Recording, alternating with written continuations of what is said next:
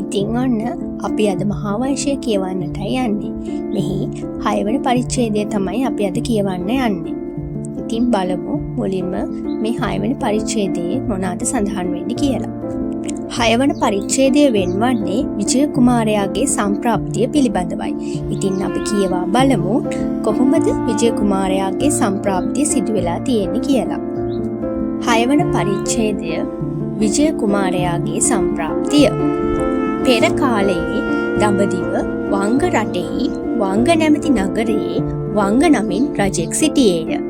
කාලිංග රජුගේ දියණිය ඒ වංග රජුහට අගමෙහෙසිය බවට පත් වූවාය. වංග රජුගේ අගමෙහෙසියට එක් දුවක් උපන්නාය.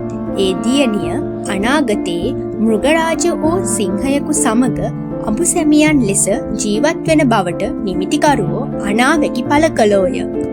ඇය අතිශයින්ම රූප ශෝභාවෙන් යුක්තය. එසේම කාමයට දැඩි ගිජු බවකින් යුක්තය. ඇගේ ගතිගුණ ගැන ඇගේ පියාවන වංග රජුත් මව වූ අගබිසවත් ලැජ්ජාවට පත් වූහ. ඈව පිළිකුල් කළහ.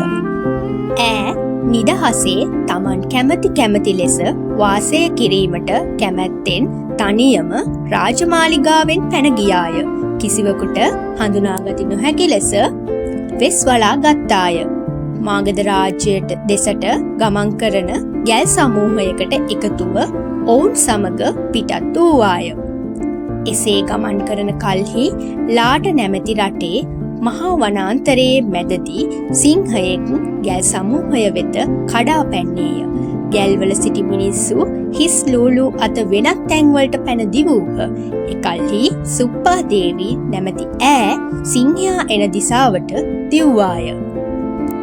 සිංහයා ගවයෙකු මරා ගොදුර ඩැහැගෙන තම වාසස්ථානයට ආපසු යන කල්හි තමන් වෙතට දුව එන රාජදියණියව දුරදීම දුටුවේය. දුටුමනින්ම ඈ කෙරෙහි රාගය ඇතිවිය. කන් පහතට නවාගෙන වලිගය සොලවමින් ඈ වෙතට ලං විය.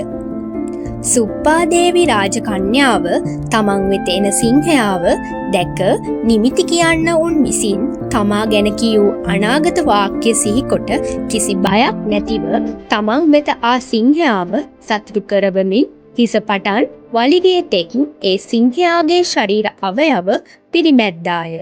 ඇගේ ස්පර්ශයෙන් සිංහයා තුළ බලවත් ඇල්මක් ඇතිවිය. එවිට ඈ සිංහයාගේ පිටට ගොඩ වූවාය. ඈව පිටේ තබාගත් සිංහයා තම ගුහාවට ගියේය. සුප්පාදේවිය සමග අඹුසැමියන්සේ හැසිරුණේය. සිංහයා සමග අඹුසැමියන්සේ හැසිරුණු සුප්පාදේවිය නැමැති රාජදියණිය ටික කලකින් පුතෙකු හා දුවක වශයෙන් නිවුන් දරු දෙදෙනෙකු ලැබුවාය. තම පුත් කුමාරයාගේ අත්පා ආදිය සිංහයෙකුගේ බඳුව ඉතා ජව සම්පන්නව තිබුණි. එනිසා ඈ තම පුත්‍රයාට සිංහබාහු යන නම තැබීය. දියණියට සිංහ සීවලී යන නම තැබීය. සිංහබාහු පුත්‍රයා වයස අවුරුදු 16ක් වූ කල්හි තමන් තුළ හටගත් සැකයක් සිය මෑණියන් වන සුප්පාදේවියගෙන් ඇසුවේය. මෑණියනි, අප හා ඔබ වෙනමත් පියා වෙනමත් වශයෙන් වෙනස්ව පෙනෙන්නේ මක් නිසාද? සුප්පාදේවිය සිදු වූ සෑම දෙයක්ම සිය පුතුට කීවාය. එකල්හි ඔහු මෑණියනි, ඇයි අපි මිනිසුන් ජීවත් වෙන පළාතකට නොයන්නේ කියා ඇසීය. පුතණ්ඩ, තොපගේ පියා ගල්ලෙනෙන් පිටතට යන කල්හි විශාල ගලකින් අප වාසය කරන මේ ගල්ලෙන වසා දමයි කියා ඈ පිළිතුරු දුන්නාය. එවිට සිංහබාහු කුමාරයා මහා ගුහාව වසන ඒ ගල් පියන කරමත තබාගෙන එක් දවසක් තුල යොදුන් 50ක් දුරට ගොස් ආපසු ආවේය. දිනක් සිංහයා ගොදුරු සොයා පිටත් වූ පසු සිංහබාහු කුමාරයා තම මෑණියන්ව දකුණු උරහිස මත තබා ගත්තේය. නැගණියව වම් උරහිස මත තබා ගත්තේය. ඉතා ඉක්මනින් ඒ ගල්ලෙනෙන් නික්ම පැන ගියේය. කොළ අතු හැඳගත් ඔවුහු එක්තරා පිටිසර ගම්මානයකට ආහ. ඒ ගම්මානයෙහි සුප්පාදේවියගේ මාමාගේ පුත්‍රයෙකු වූ අනුර නැමැති සෙනවියා වාසය කළේය. වංග රජුගේ සෙන්පතියෙකු වූ අනුර නැමැත්තා ඒ පිටිසර ගම්මානයෙහි වැඩ කටයුතු සංවිධානය කරමින් නුගරුක් සෙවණක වාඩි වී සිටියේය. එතැනට පැමිණි මොවුන් දුටු අනුර සෙන්පතියා "නුඹලා කොහි සිටින පිරිසක්ද?" කියා ඇසීය. "අප වනාන්තරයෙහි සිටින අය වෙමු" කියා ඔවුහු පිළිතුරු දුන්හ. එවිට ඒ සෙන්පතියා ඔවුන්ට හැඳ ගැනීමට වස්ත්‍ර ලබා දුන්නේය. ඔවුන්ගේ පින්බලයෙන් තමන්ට ලැබුණු වස්ත්‍ර වංග රටේ ඉතා වටිනා පට වස්ත්‍ර බවට පත්විය. තල්කොළවලින් බොටු තනා ඔවුන්ට ආහාර දුන්නේය. ඒවාද රන්බදුන් බවට පත්විය. මේ අද්භූත සිදුවීම් දෙක නිසා අනුර සෙනවියා මහත් පුදුමයට පත්විය. "නුඹලා කවුද?" කියා ප්‍රශ්න කළේය. එවිට "ඈ මම වඟු රජුගේ දියණියව සිටි සුප්පා දේවිය වෙමි" පිළිතුරු දුන්නාය. අනුර සෙනවියා ඈ තම පියාගේ නැගණියගේ දියණිය බව හඳුනාගත්තේය. ඔවුන්ව යානයක නංවාගෙන වංග නුවරට ගෙන ගියේය. සුප්පා දේවිය තම බිරිඳ වශයෙන් තබා ගත්තේය.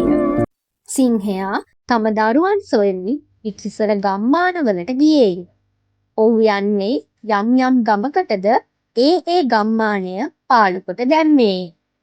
පිටිසර ගම්වැසි මිනිස්සු රාජාංගණයට රැස්ව රජුහට මේ කරුණ දැනුම් දුන්හ. "දේවයන් වහන්ස, ඔබ වහන්සේගේ රට සිංහයෙක් විනාශ කරයි. ඒ සිංහයාව විනාශ කළ මැනව" යනුවෙනි. ඒ සිංහයාව මැඩලිය හැකි ශූර පුරුෂයෙකු සොයාගත නොහැකි විය. එකල්හි ඇතකු පිට නහසින් බැඳි පියල්ලක් තබා සිංහයාව අල්ලා ගන්නා තැනැත්තා "මෙය ගනීවා" කියා නුවර පුරා අඬබෙර ගැස්සවීය. රජු පළමුව කහවණු 1000ක් දෙන්නෙමි කීය. දෙවනුව කහවණු ගණන 2000ක් කළේය. තුන්වෙනුව කහවණු 3000ක් කළේය. මෙසේ ප්‍රචාරය වෙද්දී ඒ කහවණු ලබා ගැනීමට මෑණියන්ගේ ඇසීය. මෑණියන් පළමු වතාවෙත් දෙවන වතාවෙත් යන අවස්ථා දෙකේදීම ඔහුව වැළැක්වීය.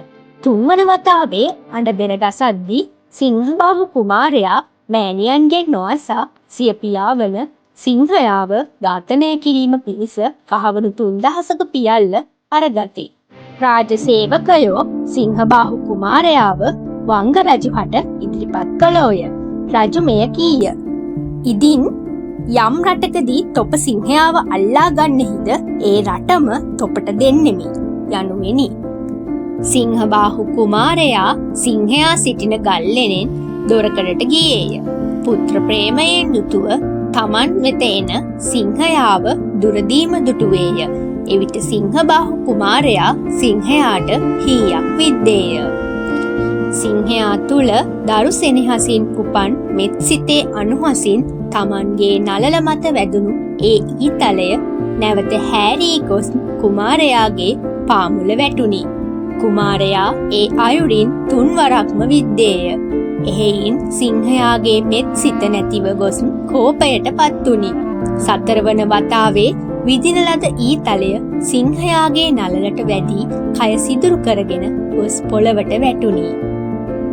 සිංහබාහු කුමාරයා සිංහයාගේ කේසර සහිත වූ හිස රැගෙන වංගපුරයට ගියේය. ඒ වන විට වංග රටේ රජු මිය ගොස් දින 7ක් ගතව තිබුණි. රජුට පුත්තුද නොසිටියහ. සිංහබාහු කුමාරයා සිංහයාව නැසීමේ ක්‍රියාව නිසා ප්‍රසිද්ධියටද පත්ව සිටියේය. ඔහු මිය ගිය රජුගේ මුණුබොරකු වන බවද අසන්නට ලැබුණි. එසේම ඔහුගේ මව රජුගේ එකම දියණිය වන සුප්පා දේවිය බවද දැනගන්නට ලැබුණි. සියලු ඇමතිවරු එක් රැස්ව තනි අදහසක් ඇති කරගත්හ. "ඔබ අපගේ රජු බවට පත්තුව මැනව" කියා සිංහබාහු කුමාරයාට කියා සිටියෝය. සිංහබාහු කුමාරයා ඒ රාජ්‍ය පිළිගෙන තමන්ගේ මෑණියන්ගේ ස්වාමියාව සිටි අනුර සෙනවියාට රාජ්‍ය භාර දී සිය නැගණිය වන සිංහසීවලී කුමරිය රැගෙන තමන් උපන් ප්‍රදේශය බලා පිටත් විය. සිංහපුරය නමින් එහි අලුත් නගරයක් නිර්මාණය කළේය. සියක් යොදුන් වනේ එළිපෙහෙළි කරවා ජල පහසුව ඇති තැන්වල අලුත් ගම්මාන පිහිටුවීය.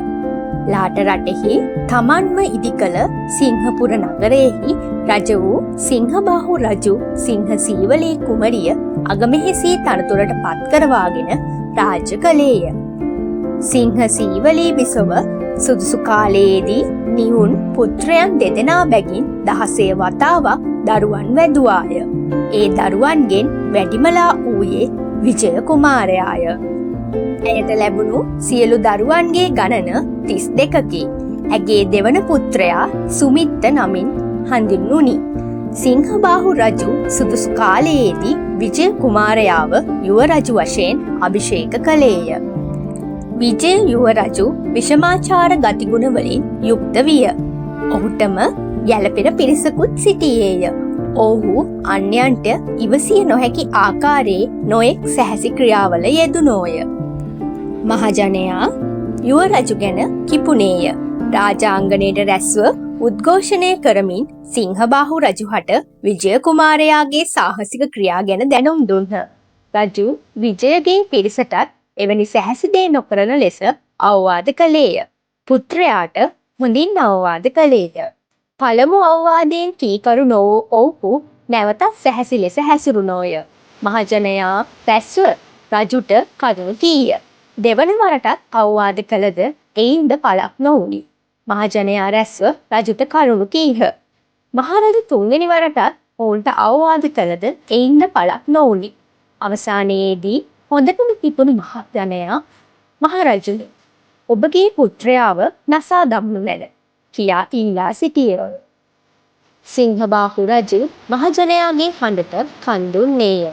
තම පුත්‍රයා වන යුව රජුව සිටි විජය කුමාරයාත් සස්සීයක් වූ ඔහුගේ පිරිවරත් ඇල්ලීය. ඔවුන්ගේ හිස අඩක් මුඩු කරවීය. නැවකට ගොඩ කරවා මහා සාගරයට මුදා හැරියේය. ඒ අයුරින්ම ඔවුන්ගේ බිරිඳෑවරුන්වත් කුමාරවරුන්වත් වෙනම නැව්වල නංවා මුහුදට පිටත් කරවීය. එසේ නැව්වල නංවා මුහුදට යවන ලද ඒ මිනිස්සුත් ස්ත්‍රීනුත් ඔවුන්ගේ දරුවනුත් වෙන්වෙන් දිවයින් වලට ගොඩ බැස්සෝය. ඒ තැන්වල වාසය කළෝය. කුමාරවරුන් ගොඩබට දිවයින නග්නදීප යන නමින් ප්‍රසිද්ධ විය. භාර්යාවන් ගොඩබට දිවයින මහිලා දිවයින නමින් ප්‍රසිද්ධ විය. විජය ඇතුළු පිරිස සිටි නැව දඹදිව සුප්පාරක පටුලට ගොඩ බැස්සේය. නමුත් ඒ පිරිසේ ඇති නොයෙකුත් සාහසික ක්‍රියා නිසා සුප්පාරක පටුලේ මිනිස්සු මොවුන්ව නසන්නට සූදානම් වූහ. බයටපත් මේ පිරිස නැවත නැව් නැග්ගාහ. ස්ථීර ප්‍රඥා ඇති විජය නම් කුමාරයා තම්බපන්නි දිවයිනට ගොඩ බැස්සේය. උපවර්තන සල්වනයේ ප්‍රධාන මාවත දෙපසින් එකිනෙකට ගැලපෙන ලෙස යුගල වශයෙන් පිහිටා තිබූ සල්ගස් අතරේ පනවන ලද සයනෙහි සැතපී වදාළ අප තථාගත භාග්‍යවතුන් වහන්සේ පිරිනිවන් පා වදාළේද එදිනය. මෙසේ අප දැන් කියවා අවසන් කළේ සත්පුරුෂ ජනයන්ගේ ප්‍රසාදයත් සංවේගයත් ඇති කරනු පිණිස කරන ලද මහා වංශයෙහි විජය කුමාරයාගේ සම්ප්‍රාප්තිය නම් වූ 6 වන පරිච්ඡේදයයි. ඉතින් මෙවැනි තොරතුරු තවදුරටත් දැන ගැනීමට අවශ්‍ය නම් මේ channel එක subscribe කර තබා ගන්න.